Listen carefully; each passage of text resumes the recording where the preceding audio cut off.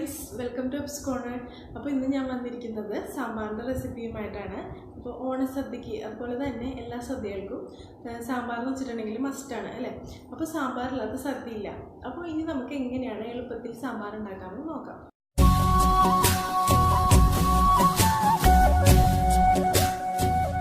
അപ്പോൾ സാമ്പാർ ഉണ്ടാക്കാനായിട്ട് ഞാനിവിടെ എടുത്തിരിക്കുന്നത് ക്യാരറ്റ്, ചേന, മത്തങ്ങ, ഉരുളക്കിഴങ്ങ്, തക്കാളി, അതുപോലെ തന്നെ കുറച്ച് പച്ചമുളകും എടുത്തിട്ടുണ്ട്. പിന്നെ വേണ്ടത് പകുതി സവാള അരിഞ്ഞത്, 10 ചുവന്നുള്ളി, 2 വറ്റൽമുളക്, കുറച്ച് കറിവേപ്പില, കുറച്ച് വെള്ളത്തിൽ പുളി കുതിരാനായിട്ട് വെച്ചിട്ടുണ്ട്. അപ്പോൾ സാമ്പാർ ഉണ്ടാക്കാനായിട്ട് നമുക്ക് ആദ്യം പരിപ്പ് കഴുകി വൃത്തിയാക്കി എടുത്തതിന് ശേഷം കുക്കറിൽ ഇട്ട് കൊടുക്കുക.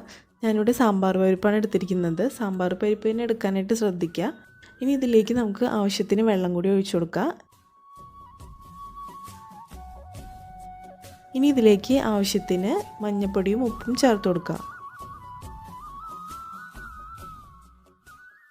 അടച്ചു വെച്ച് വേവിക്കാൻ വയ്ക്കുക.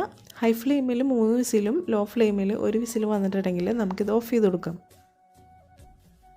കുക്കറിൻ്റെ സ്റ്റീം പോയതിന് ശേഷം നമുക്കിതൊന്ന് തുറന്ന് നോക്കാം. അപ്പോൾ പരിപ്പ് നല്ലപോലെ വെന്തിട്ടുണ്ട്. ഇനി നമുക്കിതിലേക്ക് ബാക്കിയുള്ള പച്ചക്കറികളൊക്കെ കൂടിയിട്ട് ഇട്ട് കൊടുക്കാം. ഇനി ഇതിലേക്ക് ആവശ്യത്തിന് വെള്ളമൊഴിച്ച് കുക്കർ അടച്ച് വെച്ചിട്ട് ഹൈ ഫ്ലെയിമിൽ 1 വിസിൽ വരുന്നവരെ വേവിക്കാനായിട്ട് വെക്കാം.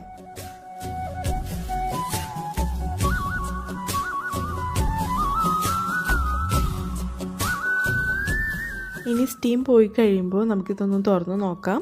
ഇനി ഇത് മീഡിയം ഫ്ലെയിമിലിട്ടിട്ട് ഇതിലേക്ക് ആവശ്യത്തിന് മുളക് പൊടി ചേർത്ത് കൊടുക്കുക. അപ്പം മുളക് പൊടി നിങ്ങളുടെ എരിവിനനുസരിച്ചിട്ട് ചേർത്ത് കൊടുക്കുക.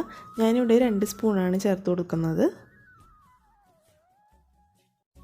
ഇനി നമുക്കിതൊന്ന് മിക്സ് ചെയ്ത് കൊടുക്കാം. അപ്പോൾ ഇത് മിക്സ് ചെയ്തതിന് ശേഷം നമുക്കിതിലേക്ക് നമ്മൾ മാറ്റി വെച്ചിരിക്കുന്ന പുളിവെള്ളം ഇതിലേക്ക് ഒഴിച്ചു കൊടുക്കാം.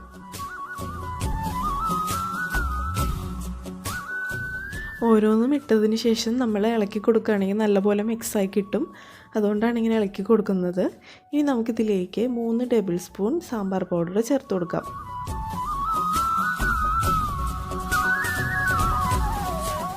ഇനി ഇതൊന്ന് തിളച്ച് തുടങ്ങുമ്പോഴേക്കും നമുക്കിതിലേക്ക് കുറച്ച് കായപ്പൊടിയും അതുപോലെ തന്നെ ഉലുവാപ്പൊടിയും കുറച്ച് ചേർത്ത് കൊടുക്കാം. അപ്പോൾ കായപ്പൊടിയും ഉലുവപ്പൊടിയും ഇല്ലെങ്കിൽ കായമായിട്ട് ചേർക്കുക. ഉലുവ ഈ സമയത്ത് ചേർക്കരുത്. ഉലുവ ചേർക്കേണ്ടത് നമ്മൾ താളിക്കുന്ന സമയത്ത് കടുകിൻ്റെ കൂടെയാണ് ചേർക്കേണ്ടത്. ഇനി ഇതൊന്ന് മീഡിയം ഫ്ലെയിമിൽ ഇട്ടതിന് ശേഷം തിളയ്ക്കാനായിട്ടൊന്ന് വെയിറ്റ് ചെയ്യാം. ഇനി ഇതൊന്ന് നല്ലപോലെ ഒന്ന് ചൂടായി വരുമ്പോൾ നമുക്കിതിലേക്ക് പകുതി അരിഞ്ഞ സവാള ഇതിലേക്ക് ചേർത്ത് കൊടുക്കാം. ഇനി സവാള നമുക്ക് നല്ലപോലെ ഒന്ന് വഴറ്റിയെടുക്കണം. സവാള ചെറുതായിട്ടൊന്ന് സോട്ടായി തുടങ്ങുമ്പോഴേക്കും നമുക്കിതിലേക്ക് ചുവന്നുള്ളി ചേർത്ത് കൊടുക്കാം. ഇനി ഇത് രണ്ടും സോട്ടായി കഴിയുമ്പോഴേക്കും നമുക്കിതിലേക്ക് അരിഞ്ഞു വെച്ചിരിക്കുന്ന തക്കാളി ചേർത്ത് കൊടുക്കുക. അപ്പോൾ ഞാനിവിടെ എടുത്തിരിക്കുന്നത് 1 തക്കാളിയാണ്. 1 തക്കാളി നീളത്തിൽ അരിഞ്ഞിട്ടാണ് ഞാനിവിടെ എടുത്തിരിക്കുന്നത്. ഇപ്പോൾ തക്കാളിയും സോട്ടായിട്ടുണ്ട്. ഇനി നമുക്കിതിലേക്ക് അരിഞ്ഞു വെച്ചിരിക്കുന്ന പച്ചമുളക് ചേർത്ത് കൊടുക്കാം. ഇനി നമുക്കിത് ഓഫ് ചെയ്യാം. ഇപ്പോൾ നമ്മുടെ സാമ്പാർ നല്ലപോലെ തിളയ്ക്കുന്നുണ്ട്.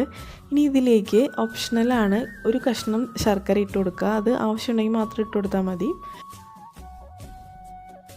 ഇനി കുറച്ച് മല്ലിയിലയും കൂടി ഇട്ട് കൊടുക്കാം. ഇനി ഇതൊന്ന് ലോ ഫ്ലെയിമിൽ ഇട്ടതിന് ശേഷം നമ്മൾ വഴറ്റി വെച്ചിരിക്കുന്ന സവാളയും ഉള്ളിയും ഇതിലേക്ക് ചേർത്ത് കൊടുക്കാം. ഇനി നല്ലപോലെ ഇളക്കിയതിന് ശേഷം ഓഫ് ചെയ്ത് കൊടുക്കാം. ഇനി സാമ്പാറിൽ വെള്ളം കൂടി പോയിട്ടുണ്ടെങ്കിൽ ഒരു ലോ ഫ്ലെയിമിൽ 5-10 മിനിറ്റ് ഇതുപോലെ തന്നെ വെച്ച് കൊടുക്കാം. ഇനി നമുക്ക് സാമ്പാറിലേക്ക് താളിക്കാനായിട്ട് 2 വറ്റൽമുളക്, കുറച്ച് കടുക്, കുറച്ച് കറിവേപ്പില, 1 നുള്ള് കായപ്പൊടിയും ഉലുവപ്പൊടിയുമാണ് എടുത്തിരിക്കുന്നത്. ഇനി നമുക്കിതിലേക്ക് ഇട്ട് കൊടുക്കാം.